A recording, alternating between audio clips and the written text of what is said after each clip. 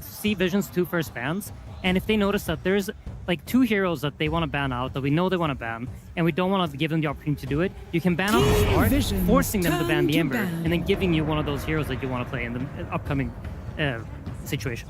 10 seconds it's definitely remaining. something you consider, and with the way the bans have been changed over the years, the order of them is very important. Remaining. And trading bans in that forced way is definitely a smart and cool tactic. They choose to do pass it. on it. You can ban out the start. It's something that may come into effect in later games as well. 10 seconds remaining. Yeah, it's definitely something you consider, and with the way the bans have been changed over the years, the order of them is very important, and trading bans in that forced way is definitely a smart and cool tactic. They choose to pass on it in this instance, but it's something that may come into effect in later games as well.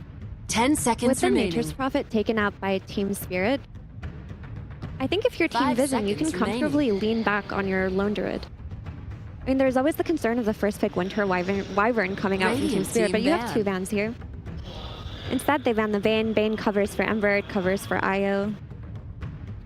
Yeah, I wonder if these will be the bans that they continue with throughout the series. I know in the finals we played that sometimes you're wrong about the first phase bans. It can be a bit tricky to actually get those right, and it's so much easier from a third eye perspective, or from after the series to feel like, oh, obviously we should have banned this instead. Nature's Prophet was too broken. But sometimes you get mixed up and you ban the wrong heroes in the moment. And I think considering those and really making sure, is this really integral to their draft? Is this what binds them together is such an important thing. Vision are looking at their final ban here, and what's been left in the pool from game number 1 is that Wyvern, it's also the Earth Spirit, and the Coddle. And now it feels like you're in a tricky situation, because at least 2 of those are getting through, along again with maybe that Ember. I mean, I think that you have a lot of things to consider here, right? If you ban the Slark, then Spirit picks Ember. Are you happy to play Earth Spirit into Ember? We've seen quite a lot of success in that matchup specifically. Winter Wyvern has been Spirit's go-to first pick, I feel like, in every single game that we've seen them play. When it's there, they always go for it. So it's a tricky situation. You have to kind of look at the matchups that you get and what kind of trade you want to make here. They definitely could go for a Spirit trade. They've left Earth Spirit, a hero that's been very, very dominant. Laurel's very capable of. Ember is a classic response. It's not really a lane counter anymore, but in the game you buy Vessel and you buy Mage Slayer, and you can negate some of his fighting with your own fighting. So they could be saying, hey, you take one Spirit, we take the other. But Spirit declines the trade and says, Yatoro cooked so hard last game, we're just running it back because we don't think you have answers. I wonder if they think that Notice hero pool suffers very hard against the Shadow Fiend, because there is always the potential of a Darkseer coming out to counter the SF. But maybe they think that that's very easy to deal with any kind of Dispel.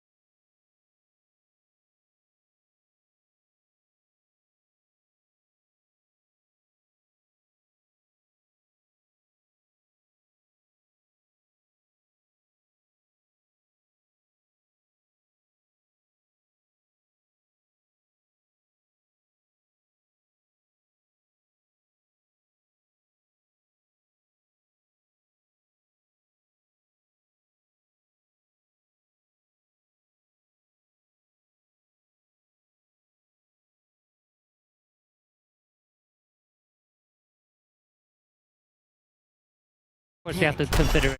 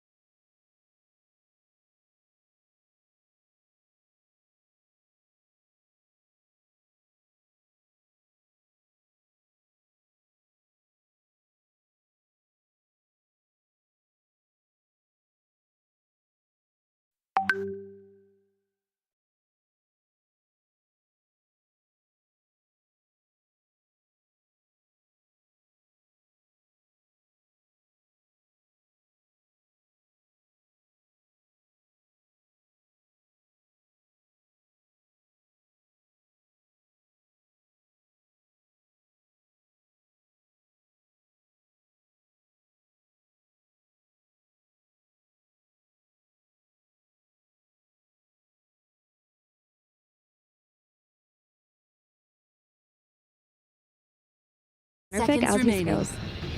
Dire team ban. Keeping the flex potential open. It's very, very nice. And Mira mentioned it earlier, but Earth Spirit rolling in, Spirit loves to conceptually counterpick you. Well, now you want to roll into the Shadow Fiend, well, you're going to get amplified. Dirge is going to, Undying is going to hit you, and now you're going to get completely exploded by the physical damage. And so they've turned what you thought was a counter back to countering yourself. And they're flipping that script and changing the way the matchup dynamics work and proving that matchups are not one-dimensional. They're based on all the other heroes at play. It's such a cool concept. Yeah, I mean, this is what Spirit does, right? They always look at how to conceptually beat what you're doing. They also take out the TB. It's a great matchup against the SF. We saw them run this exact same matchup earlier today, so I like the position that they're in. I feel like when I think of Earth Spirit and how he deals damage, it's by being tanky. It's by staying alive, letting that magnetize run. It takes time. But when you don't have time to do that, suddenly this hero isn't that super high magic damage hero that we've seen throughout the rest of the tournament. What's another carry that Spirit might be looking at taking out then that also fits a similar sort of playstyle or item timing that TB does?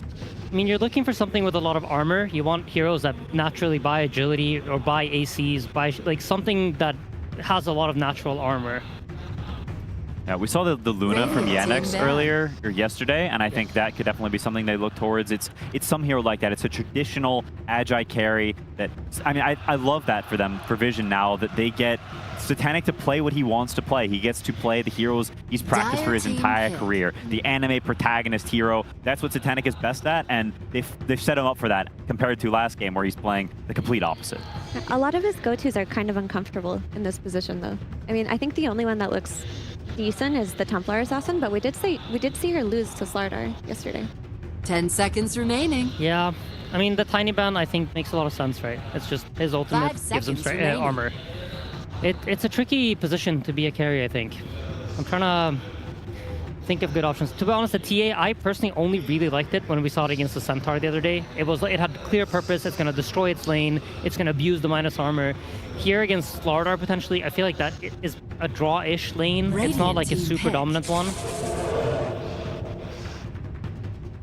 So see the full lane now. Have a little bit more information. It's a strong lane. It's not a lane that's easy to pick super hard carries into, and I think that may be a little bit of sort of a pre-countering. We're picking the Axe here that's going to Blink Blade Mill call you. So if you pick these traditional Agi heroes that are low HP, high armor, well, the Axe is going to be super good against that. And so it's a nice sort of preemptive. We know what you want, and we're going to make that a little bit more uncomfortable for you. And things like Lifestealer solved by the Slardar that came early in Spirit's draft. I mean, was kind of cooking today. Yep, and like any sort of TA routes against Axe are super scary because you one-shot yourself on that Blade Mail, so they deny that potential too. I think you can choose to just play tempo on Vision instead if you feel that you may fall trapped to lane counters or matchup counters, because you still do have the tempo of Earth Spirit. You have this Enchantress that's going to be running around taking towers. You have the Underlord who can connect on any kind of plays you make. Maybe go for a Luna. I mean, to be honest, I like Luna. I was thinking about Lone Druid for a bit, and then I looked at Spirit's heroes, and I'm like, okay, absolutely do not pick Lone Druid into this, because there's so many ways to deal with this bear. The bear won't be tanky.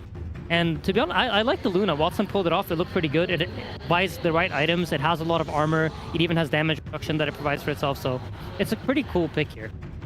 Yeah. You want some building damage too. You've got a lot of guys who sit behind you. You're tanky. Okay, this is risky. Historically, Lifestealer is pretty bad against Slardar because when you press Rage, then he Amplify damages you and Shadow Fiend shreds you. You need to run into the fight. And while it does have a good lane, I think, and can get ahead early, you need to be quite farmed so you can actually get to the Manta, get to the AC eventually, and then the matchups can turn a little. Yeah, and we mentioned how this Earth Spirit needs to stay alive in order to be able to deal its damage. Lifestealer is one of the few carries that can actually amplify his mid hero in that way. So I think Vision are trying to then once again answer concepts, not focusing so much on individual hero matchups, but try to look at what does our draft actually need to be able to win this game. We need to keep our Earth Spirit alive, we need to get value out of Magnetize, and we need to make sure that Satanic is on a good lane and he's playing the game from ahead. Yeah, in situations like this is where I look towards Enchantress as the X-Factor hero when you need to win your early game. This is where Deculus needs to put it upon himself to take the towers, to rotate, to go to that mid lane, do a couple of smokes, try to win as many lanes as possible, go through the gate. It's a collapse Undying, by the way, which does mean our Axe is position 5. Okay, so they flipped the script. That is, it's so on the fly, and I think it's really awesome from Rue, but I wonder if he'll be able to pull off, not because I don't think he's capable, because Axe 5 is just not particularly good generally, and you're saying, Rue, you're going to have a much worse game, and Collapse is going to have a better game. They're trading, one of them has worse, and now the other one has better. Yeah, so forget what I said about Satanic having a good lane, right? They're deciding, like, we're not going to let that happen. And Spirit are prioritizing the things that they think are more important, right? They think Satanic being shut down is more important than Rue having the best lane possible, or like the most comfortable hero possible. So they just believe in his skill. What about it makes it so that a Lifestealer is having a more difficult lane?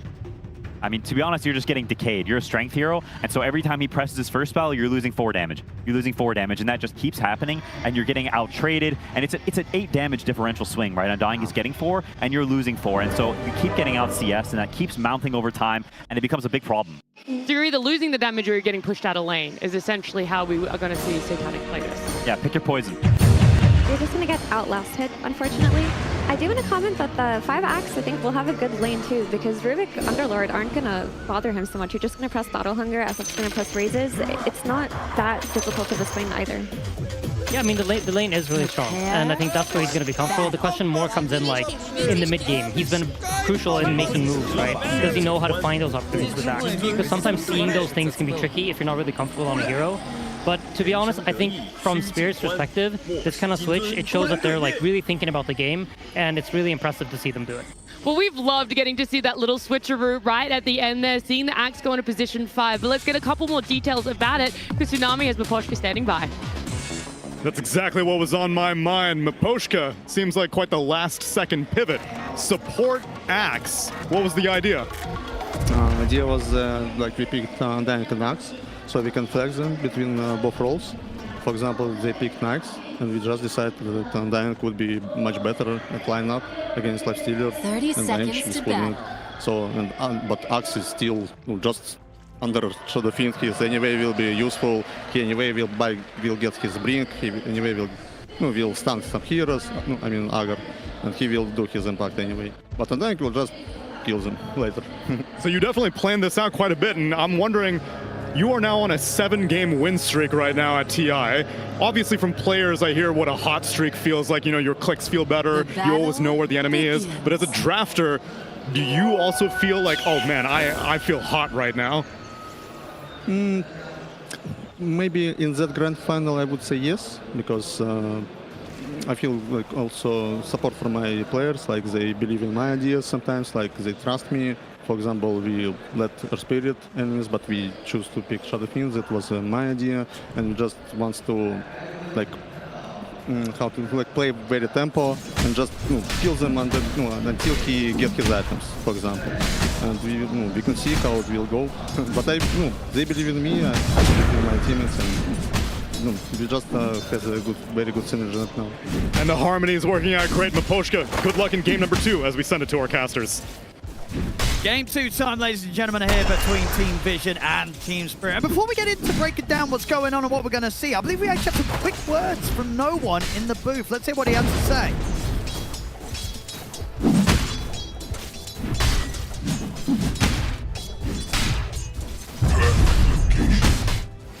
Oh, there we go. Good luck indeed. I mean, as we saw, they know themselves, right? Team Vision, and according to Puppy, this is where you got to try the different stuff. Team Vision tried the different stuff in game 1. Didn't work too hot for them.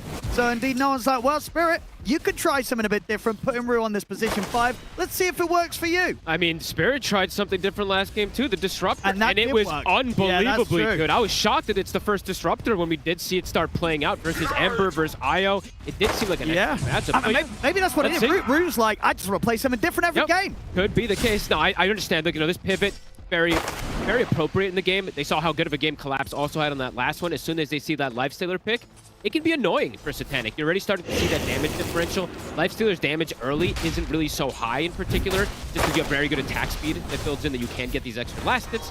But yeah, you're just going to constantly get the DA spammed. You're going to get hit also from the Hoodwink. Can be a bit annoying in the laning phase. So from what I see from Spirit is they're really looking to dominate these lanes. But I think overall, Vision's approach is much better this game. Oh, then game 1. Absolutely. Infinite. No doubt about it. This game, we should get to see some back and forth. Oh, yeah. Should get to see Satanic be much more in his element. Sure, as you say, and as we open the panel, there are many ways that the Lifestealer can be pressured and can suffer in this game, but it's not a carry out. Satanic on the Lifestealer. It's going to be super comfortable, and even if they do bring in this challenge, he's going to be able to rise up and meet it when he's on something like the Lifestealer. Exactly. And the Axe pivot, right? To talk about it, Amira mentioned it there. This Axe lane, playing versus Rubik, you can trade pretty easily. Rubik doesn't really have that highest damage, in particular in the laning phase. You get hungered. Axe has crazy high HP regen, decent armor to trade with too, so you can be that protective force for a Shadow Feed, and you provide the catch later on that the team is going to watch a BKB piercing disable. They have multiple of them to deal with the Lifestealer. Ready, we see 9 class starting to pull some waves. You're playing versus Shadow Fiend with Underlord. It's a very difficult lane to be able to pressure Yatoro. Mid lane, pretty even so far. In fact, dead even. But let's see how Satanic deals with when the levels start coming out down here, because this just does not feel like an easy lane for him to just really last it. Can potential just get burst. Yeah, especially not when Collapse is going to...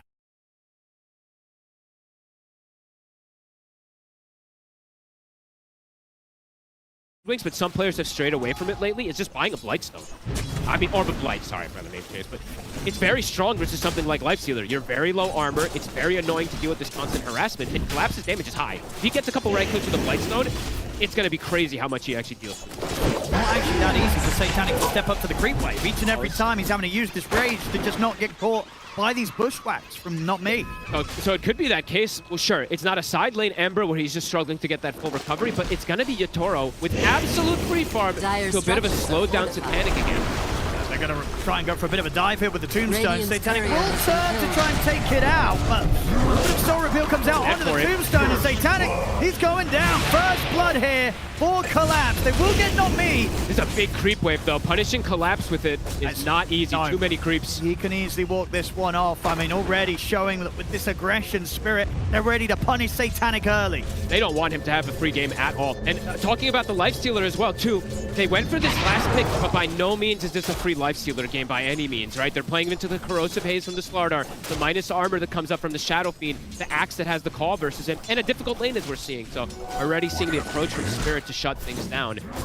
No one, though, he's going to be that one to watch. His Earth Spirit has been phenomenal in these games. Absolutely can punish these side lanes if he's off to a good start. And he is off to a good start into a counter pick matchup. He's got to be careful. He tried to strike from the side here, but Collapse and Nomi just turned towards him. He's dead. Blood grenades on him. Actually, okay, not me should have the connection. They should get him with the decay. They do. So another kill here for the duo off lane of Team Spirit. These two are owning. I mean, not me in so many of these games are incredible for this team. The newer pickup tomorrow. Living on the edge there here against no one. We'll have to get back here once he's got the South. Bruce coming in with a rotation. Oh, this is clever. I mean, the Battle Hunt slowed things down. They were able to prime the bash into the crush. That'll do it. They bring down no one here with the rotation. Nightclub's going to try and turn up and get room return. Cool's going to buy him a bit of extra safety. Not enough to survive the tower, but enough to maybe just set up for Lal to get a second kill here in the minute at the same time down bottom. They've just killed Satanic again. They're breaking the game, and the movements that they're doing is forcing these reactions from Vision that they're not used to having to do. They probably want to have their usual game plan where they're like, okay, Enchantress is able to get a creep. I'm able to swing towards the mid lane, play around this timing. This is so fast from Spirit already. So early, and of course top lane, Yatoro. Free farm. It's happening again for him. It is. And in a situation where this came out very early in the draft, Bog, the question is, did Vision, can you see at least what Vision did try and do to adapt and say, hey, we cannot let the SF, Yatoro, get as free as a game as he did in game one? Like, do you see an idea here? I see them having damage mitigation at the least, right? The Underlord plus the Rubik, just the Fade Bolt plus the Atrophy Aura that comes into play in mid-game team fights can be very strong, and they have a gap closer that comes in from the Earth Spirit. But if he falls too far behind, this Earth Spirit, Panel was talking about it too, if he rolls in, you're going to have level 1 roll very early into Undying, SF, Slardar, and Stunned. It's not an easy game for him to just roll in and get out if he does get committed in. Next call. Won't be able to bring down Notice. Pulling him away from the wave, making sure that Yatoro continues to get all the space in the world in his safe lane. Dire's top tower is under attack. And Collapse now at this point. It's gotten to that 7-minute mark too, so even if he does die down here, he will be able to respawn instantly and continue that pressure onto Satanic as well. And they'll have to bring a lot of resources to kill him too, even if they want to. Trying to poke onto Collapse here. They have the creep from the Enchantress, but he's still healthy. Satanic's damage just continues to get limited every single time these decays come out. -8 this time. Yatoro, with a similar rotation that he did the last game, they are reading it. They do get the scan. Spirit bringing even more reinforcements to potentially look for a tower push here and force Satanic to jungle. Not going to want to step anywhere near the lane whilst he's aware that they was looked towards. Spirit know that they know though, and will turn Yatoro back up to the top lane. The nice thing I will say for Satanic in this game though, even before he has Radiance, he kind of can turn up. Sure, not in like a very aggressive way, but playing into this infest to protect his Earth Spirit could be these small moves that they could look for if they start to play too far behind. Vid, Laurel. Ross is going to come in with a rotation. TP's coming in as well from Spirit. No one trying to stand his ground here with the magnetized damage. The backup's coming in. No one. Be careful. Lal just kills him off. Lal should die. Imagine there onto the two of them coming in. Collapse turns up, takes out 9 class. Vision, they've got to back off. Tombstone's down. They can't handle it. Something I didn't really look at either about the game is they don't really have the best ways to hit this Tombstone. Lifestealer doesn't want to rage and commit for it. There's double supports that are ranged, but not the greatest ones to be able to go for it here. Talos will be able to finish it off here at the least, get that +125. The Collapse, Spirit, you can see the way they're playing. Very active on the map, looking to respond to the moves. Top. Go for Yatoro. Yatoro, he's got backup for Not Me. But they're onto no one. Not Me. Ready to set up onto him. Heavy damage here with the acorn shot. He's dead! The Amplify puts that is a very, very painful death for no one. Turning up to the top, immediately getting destroyed on top, and Notice getting dove, taken out. These are so So painful, these early deaths here on these cores, folks. Not Me is owning. Look at the damage from the Acorn shot with the Orb of Blight, with the Amplify. Earth Spirit just comes in and dies immediately, put at negative armor.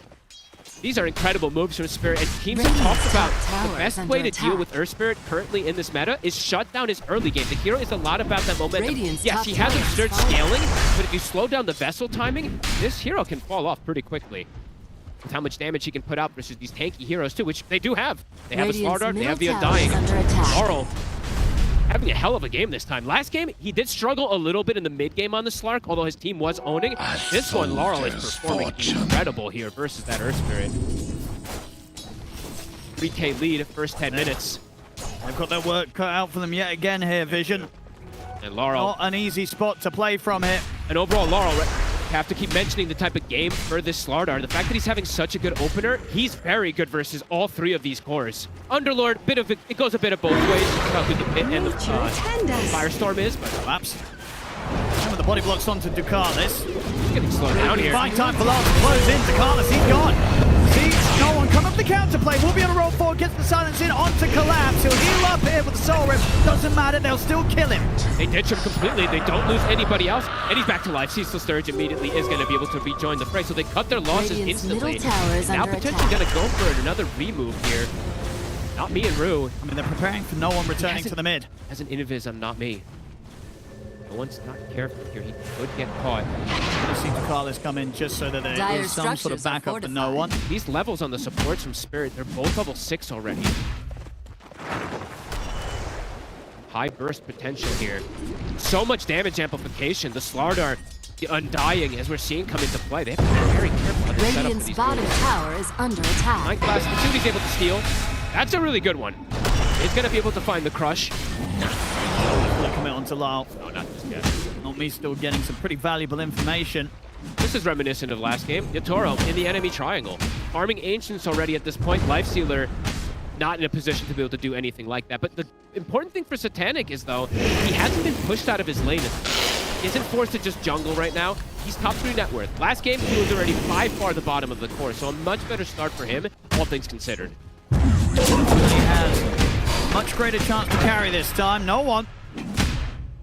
Me. Tried to make a bit of a go for this. Ooh, middle tower is under down, attack. surely. Yes, Carlos will take him out. So tried to go for a bit of a cheeky move there against no one. Does not have enough burst on his own to take out the Earth Spirit. Tried for a solo kill there on him, but not Me. Feeling himself. Super deep aggressive wards as we do see. Not Me, I think both of them. Rue was placing one of them around the triangle. Secondary one as we do see there. Placed from Not Me. So they're going to get a lot of read of movements where the Earth Spirit is going. So we'll see if no one can get the next connections. Under attack. Laurel, Blink already finished up. Very early timing. Tread Soul Ring Blink from the mid lane already. Tap down towards the bottom lane. Not Me's got the catch with the Bushwhack on a 9 class. The Corrosive Haze is there. The right clicks come through into the crush. They're snowballing right now. With this Blink Dagger also, Vision has to be very prepared how they bring the numbers. They have good ways to bring numbers, though. With the Earth Spirit, with that Underlord, they can look to match it, but you have to be careful how many kills they hemorrhage versus this Laurel Blink at this point. It's so fast that he's been able to find it. Rue now at this point also, playing the 5-axe, he got away with it completely. Now able to just sit back, get some jungle creeps too, gonna build toward that Blink Dagger, and Yatoro, now they're looking to push Satanic off that lane. Satanic won't have any interest in showing his face, at least not until the Radiance is done. He's making decent timing on it, considering everything that's going down around him. They're going to try for another move here. They're attempting to get no one into something here, but he has to be careful. He can just die if he rolls in again versus all of this amplification. We've already taken the tower, and by the looks of it, Spirit, they're already backing away. With the roll forward, but they're through the gate. Whoop. Couldn't get the courier either. Tried to get the finish off onto it, just can't. One step ahead, Spirit. Reading the movement. Now the courier will die. Dire's courier has been killed. No one really trying to get involved in a move, trying to get himself into a better position. This is one of the rougher starts I think we've seen for an Earth Spirit. He's fallen behind, and the record's been pretty flawless so far for no one on his Earth Spirit. It really has. Game, he's having a tough opening. There's so many ways to kill him. There's so much damage that they're building up. And again, the aggressive wards. They put the same ward they had around the triangle before. just really limiting the moves that Vici can make. And maybe feeling the pressure, losing track of the timing. It's 14 minutes in. We're going to see Spirit get both of the wisdoms. Oh, wow, that's a big deal, Brew. Able to just walk in and sneak it. Moves aren't connecting. Spirit reading them perfectly. Level 8 now on the supports. Not me. Almost the same level some of the cores on the side of Vision with this type of start. Collapse deviating the build this time around is going to go for the Lotus first rather than going for the Octarine. Very good Lotus game when you're playing versus the Magnetize versus the Silence. He will be able to get these saves off potentially. And it's the same build, at least in terms of skill build. Maxing the Soul Rip, going to have that extra sustain. Probably going to play as that semi-pseudo support, but also, you know, we saw how much he was able to do even with that anyway as a carry. And Yatoro's timings, he is having that clear separation. 2,800 over Satanic. His Manta coming out soon. But Radiant's Satanic courier has close been to the killed. Radiants. He is. It's an infinitely better game than Infinitely. the game one with the Ember Spirit. Still, though, At least for him, but for no one, he's having a much rougher one this time around. he actually is, honestly. Even compared to the IO from game one, this one's actually feeling tougher with the fact that he's already died 4 times here on the Earth Spirit. They're seemingly having all the answers for it. Just the Undying plus the Slaughter feel like such great responses versus this hero, because he goes in and just Dire's bottom dies. So tower much is damage, they under have so much attack. control. Tower now, can Vision protect this one? Radiant's middle tower is under attack. Radiant structures are fortified. He'll have the Radiant. Okay, see what he can do when he turns up to the fight with it. He's TPing over. Maybe see if they can do something with the Radiant's Radiant's middle tower timing, but has Spirit, fallen. they're already away. No one, even though he died, one thing that he does gain from a death, he does get a Spirit Vessel charge. Sure, it's not that big of a positive, but it's something slight. So they're gonna look for a move here to connect. I don't think they can just let Spirit do whatever they want in this game. I actually see it noticed even running in the Dire's smoke. middle He tower buys is the under This would shard. be huge if they can get Yatoro. Something that it took them a long time to do in game one. Dire's They're just going to be structures off the are mark. fortified. They didn't reading it. quite read the position that he was in, and Yatoro Look would at the not line. get found. Hey, look at the line drawn. That's Yatoro reading the move. He knows exactly where they are. Not going to get the connection. No one will at least get an Arcane Rune, but again, just continuing to get slowed down, not finding connections. Oh, and Brew's about to have a blink dagger on the I axe. mean, they're getting crazy farm on the supports and crazy levels. Su lechita y a That dormir. makes it pretty hard for you to play this Lifestealer freely. Can still just get caught inside of these multiple BKB piercing disables. So noticed, we do see a lot of these Underlords do this, buying that shard, but I was surprised he's running in with them with the smoke earlier. Laurel, Oh, he's got the blink up. he gets it before the blood grenade. Nicely done, Laurel. With us. Can't catch them. Dire's Still going to try, no one. Rolls forward, they'll look to collapse. They'll get it with the silence. Notice comes through with the Fiend's Gate. They'll take the Undying out. Takes the full 5 of them, though. A needed move at this point to react in this type of manner. They won't be able to get Laurel, though, unfortunately, because he does get that blink out before the blood grenade hits. Brew now, that blink, it is done. So much easier for Spirit to make these moves around the map. But Vision, you said, Satanic, it's eyes on him. With this Radiance, gonna go for the armlet. Playing versus all this minus armor, and he's Lifestealer, just a great of course. See how much he can do. I mean, 'cause that's the difference, right? Last game, it was like, well, he's probably not going to be able to carry the game as an Ember Spirit. This game, there is a possibilities. chance. There's absolutely a chance that Satanic can carry this. It's still incredibly hard. He might get caught here. They're going to get the jump with the crush. The damage up to telekinesis, but Rue's waiting with the blink call. Gets the lockdown on a Satanic. Satanic trying to run over to the safety of 9 class. Will be able to jump in it with the infest, but the chase is going to continue. They're surrounded. He's going to blink up in a second. He'll get the corrosive haze on towards 9 class. 9 class is gone. Laurel blinking 2, 1. Second, there's Rue with the jump, gets the blink call, dragging Satanic back. Lyle jumps in, Bushwhack's there to look. No one's here. Come in to look to help out. Big connection. Backside will get the double with the help of Notice, but no one still dies. And Lyle and Yatoro, they can continue the chase over to Notice. Notice tries to turn. The bash comes in, the details to hold Yatoro back momentarily, but the Bushwhack for Nobby still reaches forward, sets up for the raise. Notice falls. They're able to at least bring a fair few of Spirit down with them, Vision, but still losing all 3 cores themselves and not being able to do anything about Yatoro. Couldn't protect Satanic, but the best trade they've gotten this game so far, this series in fact, getting these extra kills, no one getting the connection. The Radiance damage did start to build up, but just like Yatoro, just like last time, an amp damage spawns right outside the pit. Going to be able to commit for this Roche. The scan will connect. They're a little scared. Well, not scared necessarily. Maybe just looking to see if they can find a kill before they go for the Roche. Panic. Dyer's Careful. middle tower The Axe is in under position attack. for the call. Investors on He call gets after it. 10 seconds as well. Rue, he's got the setup into the bushwhack. Satanic, he's gone again. This amp damage. And Yatoro with the amp damage. A couple of right clicks. The uphill miss. Doesn't matter. Still gets the job done. Double kill for Yatoro. Even Gaben on Spirit's side here, that amp damage spawning down here. They're going to be able to commit for the Roche. Laurel has a medallion 2 that he got with his tier 2 neutral. Level 2 corrosive haze. Roche is dead. Back-to-back deaths for Satanic. The last pick life stealer, even though he's having a much better entry into this game, still having those 4 deaths. They have a lot of answers for him.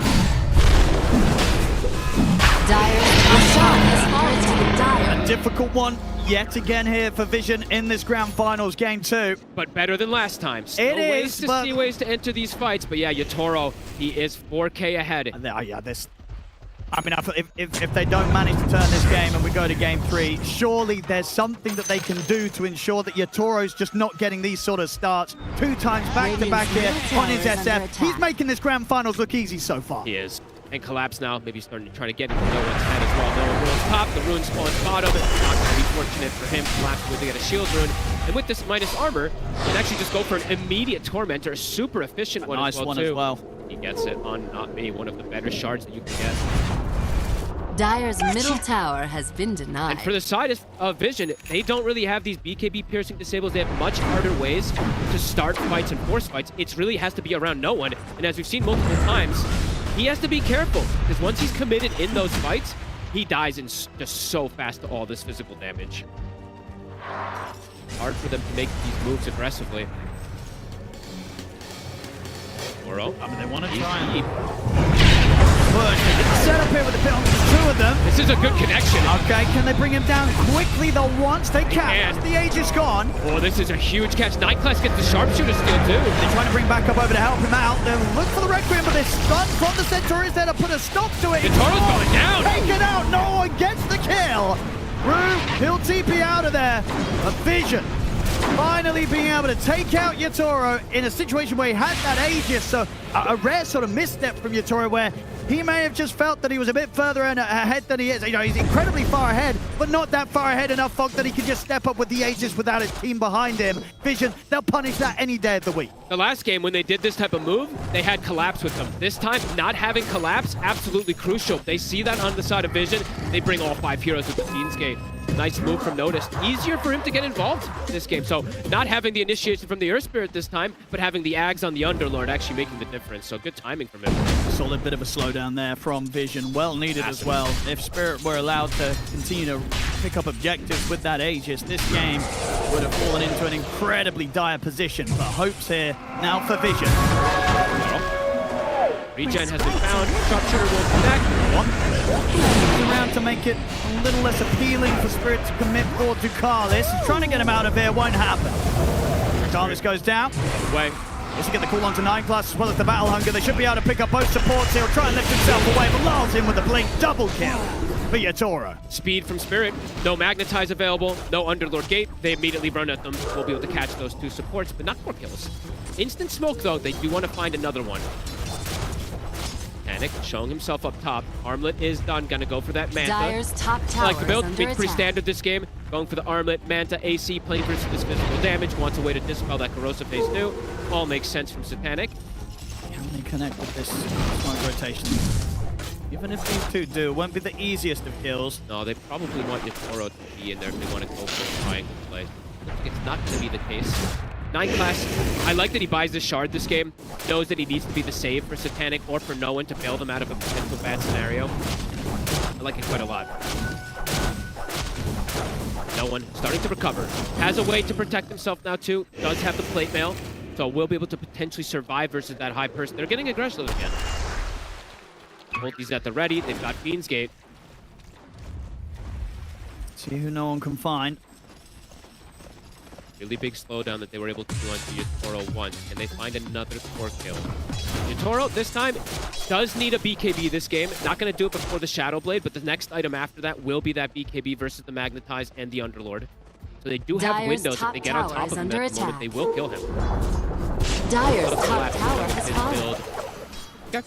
Still does the Lotus, going for that Octarine, then the eventual Blink Shard for the save. But this time also Collapse, being slowed down himself. Not having that same insane performance as he did on the Undying last time. Things have been slowed down. Dire's top tower is under attack. Don't get any kills with that move. They do manage to secure tier 1 tower. They get a rune as well too for no one, so he's gonna have the amp damage in the next fight, and almost a Shiva's too. So things starting to come more and more together for the side of Vision to take these fights versus Spirit. Spirit. Just want to call this in the river. Has got no one by his side if no one wants to fight, but seeing the three of them make it up. They're going to try, but BKB's up for Lyle. No one's brought in for this. They've got the call on towards him. Lyle coming in with the right clicks into the crush. The save there, though. 9 class having to drag no one back up the high ground. Lyle still on top of it, though. No one will fall. And Stop Me gets the double. Titanic? They're looking to collapse, but Notice doesn't have enough damage on his own to kill this Undying. Yatoro can turn over toward Notice. Ruchok's back in, will die for that play. But may have just set up for Yatoro to finish the kill. No, another telekinesis save doesn't matter. Not he's there with the wraparound, gets the triple with the finisher. And now he looks over towards Cyclops. Falls forward from Yatoro. They take out another. Satanic is going to try and battle them, but he's surrounded by 3v1. He's got to run. Nicalis comes in with the heals. Under the tier 2, they'll hit him with the sharpshooter. It's tempting to dive this. Get a few more right clicks in onto the Enchantress. He's up to the high ground. Should be fine. Trades coming in, a couple decent bailouts, attempting to save no one, but still gets chased forward. They have the lift, they have the infest, but the chase forward's there. Not me. What a catch from this Hoodwink. It's level 16. He's higher level than all the core, like almost all the cores. What is going on? This Hoodwink. He was just in perfect position each and every time to react to what 9 Class wanted to do. They're looking to line it up for him again here. They have the Requiem. It's tricky. The Rage off. Gonna try and turn towards not me. Trees with the Scurry. Rage is about to finish, so he has to come backing away. I mean, Not Me is level 16. He has 25 armor. Good luck hitting him with the Lifestealer. It's getting redirected to the trees. Super tanky as well. Knows that he can play aggressively there. Yatoro with the Shadow Blade, looking for more. But again, 9 Class doing his best to try and bail his cause out each and every time. The Ghost Scepter. Keep him safe for now, but it's going to come to a finish. Lyle's in with the crush. That's going to be Notice gone. Lyle considering diving for more here as he pots the BKB, turns his attention over towards 9 Class. The bash is there into the crush. That's 9 Class got a buyback. Come in here from Notice. Look at this Magnetize. Looking to try and fight back into the tier 2 and deep with the Magnetize damage being split between all of them. It's bringing Spirit down. They've lost 3 of them. Yatoro will get the Requiem up to push them back. Turns towards Nicalis. Won't be enough to kill the Enchantress. No one knows he has to push forward. They have to try and punish Yatoro now. The dust, it's wearing off. Towards him. We'll roll forward, they'll trap him in the pit. Yatoro, have they got any more detection out? They don't. Yatoro should be fine. They used all of them. I believe the double dusts were already popped. I think Noticed and the support had already used it. It started to wear off. What a connection. It is a buyback from Noticed, so it's expensive. But look at that magnetized damage. He clipped onto absolutely the whole team. Some good connection, some good kills. As you said, it was a buyback having to be used to be able to fight back there, but at this point, probably pretty worth it. I think, yeah, you'll take anything that sort of stops Spirit from building up that network lead even more. It's going to mean that Vision are closer and closer to buying time for Satanic to get to the point where he can carry this game as the Lifestealer. Yep. This game, they do have some great scaling. In that last game, you can see they don't have that scaling. Spirit, of course, also has some pretty scaling themselves, too, with all this excessive damage that they can amplify. But a good strike back there, Vision. Getting Satanic in a position now where he's got Manta, he's got the Hyperstone, getting closer and closer toward these extra armor items for the team. And definitely seeing the damage amplification on the side of Spirit, the damage mitigation on the side of Vision from the Underlord and Rubik. Very, very dead here in the river. Spirit still looking to snowball with these kills. Yatoro ready to hit hard here with the Silver Edge.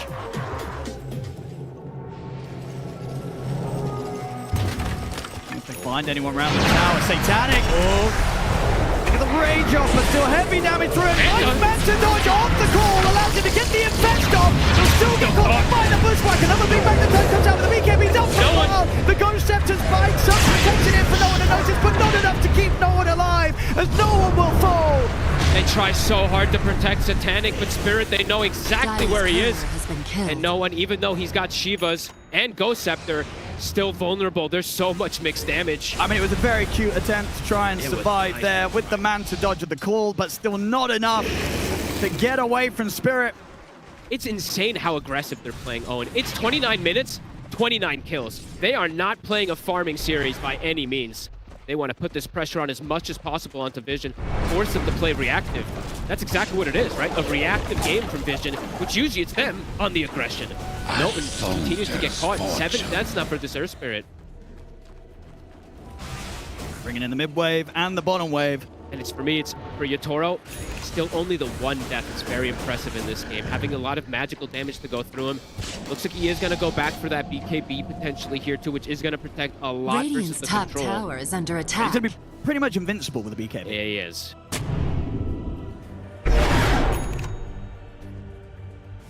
Forward. Double Shiva's being picked up here, so they have committed onto these. They want timing. They want to go with this. Yeah, they want to win these next fights before that BKB comes out from the SF. Vision.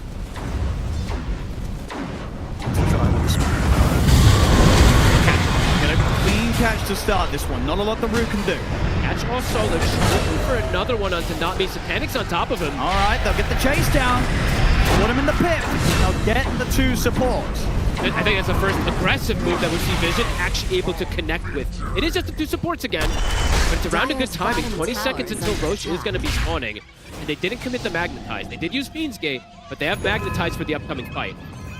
They're going to buy Gem as well, looking to constrict some of that Vision. Yatoro. Oh, he's going to have a hit here with the Silver Edge. Carlos not standing any sort of chance there. Ooh, not me with a buyback coming in. I mean, they know Roche's coming up. Roche, Yeah, they do not want to let Vision get that opportunity. Oh, and not me also. He has a greater healing lotus. Something to always watch in these fights. We did see a crazy one the other day from Laurenov with that Enigma play. These lotuses can be pretty massive in this game. Look how much he can heal. Right, 1,400 heal that he's going to be able to apply onto somebody, plus the soul rip they have. Doesn't end up getting them anything here, but they were afraid of the potential Roche play here. Getting big pickups. I mean, Lal, he's pretty much got this nullifier done. He can get that relic sent over. And they did commit for the double Ghost Scepters plus the Shiva, so those Ghost Scepters aren't going to be as good in these next upcoming moves either. No BKBs for Vision just yet. Quite vulnerable versus the Disables. Probably, yeah, Krella's going to come up for Underlord, BKB for no one eventually at some point. Keeping this game stuck at 6K. Spirit looking to blow it open here. Is Mission going to be prepared for the move? It looks like they are right now. No one in prime position to break the smoke. He is leading it. They've hit with the scan. Spirit know that Vision's up here. For a different angle of approach here. They were maybe seeing if they could catch Satanic a little split from the rest of the team. I mean, they know they're up on this high ground. It's a warning. Roll in first with the Shivas. The nullifier to take that Ghost Scepter off. The Fiend Gate comes in now. The turn towards Not Me able to jump back with the Sharpshooter with a follow pitch there. Tombstone save, buys Not Me a little bit of time, but they'll take the Tombstone out, kill the Hoodwink off. That's 90 seconds, no Hoodwink. That's a pretty massive kill that they find here. Gonna chase for more. Toro. Try for Carlos. I'm not getting nearly enough hits off. Yatoro going more greed. I like it. He's going MKB. It's a very Yatoro style, trying to stall out that BKB as long as possible. See if Vision can punish that. No one. He's ready to try and look for Lal. Get the silence onto him, but Lal does still have the BKB ready to press if he gets pressured, so it's not an easy hero to chase for. They have this 5v4 advantage at the moment. They're looking for more catches. Take some of these wards out as well, too, at the gem. Fighting back nicely here, Vision. Gonna start that Roche. They have the stolen corrosive haze. Oh, and this could catch Spirit off guard with the pace that Vision's going to be able to kill it. Spirit's got to make a move quick if they want to try and stop this, and they are going to be fast with it. Smoke's there. There's only 4 of them. They do have the MKB, though, so heavy hits from... Yeah, they're still...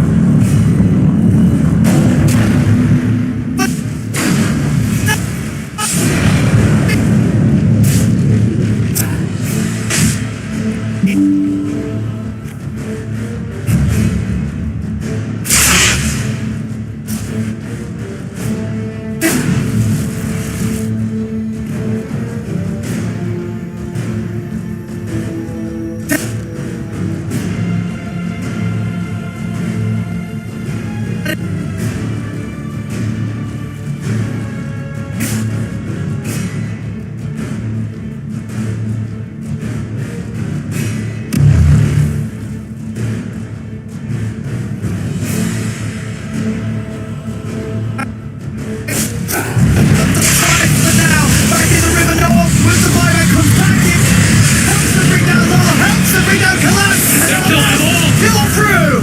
Night class will live the zombies for the tombstone killer, but it doesn't matter. Vision, they take the fight. We'll move into the roast. This Aegis is there. They're doing it, Owen. Showing that they have a fighting chance in this series. Bringing it to Yotoro. Yotoro going for the greedy play. As soon as he gets got on top of, he is at risk. Yeah, I mean, I love, foregoing the BKB to get the big, hard-hitting items, but that is one of those moments where, your teammates probably picking the lack of BKB, as indeed Yotoro gets completely surrounded, and they were so quick with that play, right? No one immediately buying back, saying, hey guys, they're going to throw everything on me. You'll see it here, the buyback, there is no delay. As soon as he goes down, back in, he knows this fight is there for Vision to take. And Yotoro's just stuck inside that Fiend's Gate. He really can't move, has to just try to stand his ground. They'll give no one the Aegis since he did use that buyback before. I think Satanic is starting to feel like he's in a state where he doesn't need that second life either. He has the AC, HP pool is starting to build up also from all these feast stacks. Vision now. Here we go. With a clear advantage in this game. Finally getting some real good control in this matchup after a very tough game one. And a rough kind of first 30 minutes, but now, with that play, setting the score even on the net worth. And getting that kill, right? Not me. Using the buyback earlier, dying, causes this type of chain effect that comes in here for Vision. Maybe finding another kill. Yotoro, they're going to find him. Maybe they'll play if they do find him. Gotcha! Big moves from Vision. How much do they want to go for? Aghanim's nearly done on Satanic. 500 gold, he's got the point booster. One of the dream answers versus these turret heroes. Just jumping inside of them, it gives you multiple different lives, essentially, on this lifestealer to play with. Aggressive again, and starting to beat on these towers. Spirit. They'll get enough momentum. They will. Now it does feel like, though, Toro might need that BKB for that next fight. I think so. I don't know if he's going to want to turn up if he has to before that BKB's done. Now maybe he just goes for the Satanic because he's packing some items, right? Like some slots. Where's he going to put it in? He's just going to replace the Mask of Madness with the BKB? We'll have to see what the choice is from Yotoro. Nice right back here from Vision. Now having a gem for themselves. Lucalis also getting close to a BKB himself. Can't write off the Enchantress' scaling. Does have this Hurricane Pike. His damage is going to start to build up. Such an important moment for Vision to be able to find this connection. A Hex soon to be picked up also for Notice, so they're going to have these chain disables versus this Shadow Fiend. They'll go for Yotoro every single time they see him in the fight. He is priority number one. Laurel's been able to sneak himself out because he does have that BKB, but as we said before, he is stuck in the fight. Dire's bottom tower is under attack. Dire's bottom items, tower they are is quickly flurrying in. Like you said, that Axe is done. The Basher's starting to get queued up next. Back around a bit. Try and jump away, but they're ready to drop the Fiend's Gate. Lock him down here. No one, not missing a spell at all. Everything's landing. Not me. Cannot escape notice, surely. There's the Acorn shot coming in. Satanic, ready to help finish the job. Radiant's top tower is under attack. At the 70 again. Long time here to not have the full 5-man up on Spirit. Just on even footing, you're seeing how much stronger Vision is. Sure, there's no gold lead, but you can see how much stronger their lineup is now at this point. And having this Aegis too. They're going to start beating on Micron with the banner. Dire structures are fortified. Toro has the Ogre, or the Mithril Hammer picked up here, so you can see he does need this BKB for that next upcoming fight. A Hex, though, is picked up, so he could get chain stunned before he gets it off as well. Satanic, he's just taking the Barons. The question is, he's still dead for 35 seconds. They need their entire squad. I just have to sit back and watch this Mibrax fall. Vision. Get away with the objective. No interruption. Very good connections. Yotoro, BKB's done. He sells the Mask of Madness. Right? He doesn't have that lifesteal to stand his ground, but at least has the magic resistance versus this heavy disable that's coming in. Haste. I love that window in 30 seconds where the Aegis expires if they want to try and strike then. I think that's probably the biggest move they could do, right? You smoke, you look for the Earthspirit, and if you kill him, you're going to have a massive number advantage since he's not going to have that buyback to rejoin into the fight.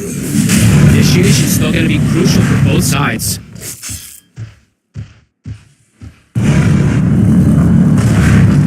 Collapse also now switching the build again, right? Now he's got an Aghanim's this game, so looking to build up in the longer team fights. Hayes. Match again, they're ready with the setup. Look towards Lara, force the BKB out in the lead, and if Rule gets caught for it, early on to 9 class, they'll try and take him out very quickly to down to Yatoro. Next, it's on to Yatoro. Satanic turns towards the SF. Yatoro put the Manta back away. Now trying to stand his ground. The Invest comes in to try and save the Carlos. Allows to go to get the BKB off. Rue comes in with Yatoro's getting hit. No one with the core control. Onto no one, they bring him down. No one's gone. But they've lost Rue and they've lost Love. Can Yatoro get out? It looks like he can. Collapse is putting a lot of HP in this fight. They're flying back on Rue. Satanic's kind of chomping through that HP though. Collapse starting to fall. Rue's going to be able to come in. Keep coming. He probably has to fight back for this. Yatoro tries with the Requiem, but the rage was up, and then with the Infest, he's ready to go. Yatoro will strike. He's alive. Yatoro able to separate himself just in time from Satanic. Satanic tries to continue the chase. Aurora comes in with the crush. Aurora has to be so careful. He brought back for this. Yatoro's still alive. They take down the 4 of them. Only notice left alive. Holy crap! As well. What is this outplay? Insane plays from Spirit coming in with the buybacks, and Yatoro turning back up to the fight on barely even 10% HP. I think he gets saved from a soul rip in the midst of things. I don't know how he survives this, just dancing on the fray of the fight. What a play from Yatoro and the buybacks from his team. Oh, he pushed it to the limit yet there, Yatoro, and it pays off. And confidence from the team to rejoin Collapse, because Collapse was just building up that strength with the decays. And this is insane outplay. Yatoro literally playing with, what, 10% HP? Even less. For what? For 50% of the fight as well, too. Watch him in this fight. This is insane. It's literally all eyes on Yatoro of how he's playing on the outskirts and allowing his tanky cores to give him that information. I mean, that's the thing. He trusts so much in his teammates here. Even at the start with Lyle and Rue going down, Lyle and Rue with these buybacks say, hey, the fight is not over. We're getting back in there. And Yatoro, he says, okay, he's ready to turn, continue to fight. He does not run. We'll see it here. Absolutely insane. Look at him just standing his ground. Satanic, he gets the invest onto him, right? But I think this is Soul Rip, right, that saves him here? It is. So the last second Soul Rip. At the same time the damage was coming in. Absolutely crazy. And Yatoro says, well, if you save me like that, I've got to save the state of the game. Ready to find the angle to get back in. Very much knowing that Lal and Rue are going to be able to live long enough to provide Yatoro the chance to get the damage out and allow Spirit to find the team wipe. There's a reason these two teams are in the grand finals. You're seeing the display from them, and you have to feel, I mean, Satanic's like, you got to be kidding me. I mean, how is he alive? He's like, what can you do? What can you do? That's a what can you do kind of situation. Yatoro's doing this. Unbelievable stuff. Satanic now finished up for Yatoro, so he does have that secondary life lapse. Surviving that whole fight, too, has the BKB. Wow. That was, I could rewatch that replay 15 times because what an absurd team fight. I mean, from both sides in particular, but my God, Yatoro. Yeah, those are the kind of moves you've got to be making as you carry to win an international. Truly. He knows this, Yatoro. Absolutely, Owen. 26 now for it, back up to this 4K lead. Oh, that's a bit interesting, too. Don't see that one get picked up again. Doesn't take the Shadow Rays apart to tap. I don't mind it. And I'll tell you why, because that little bit of a change can sort of catch you off guard.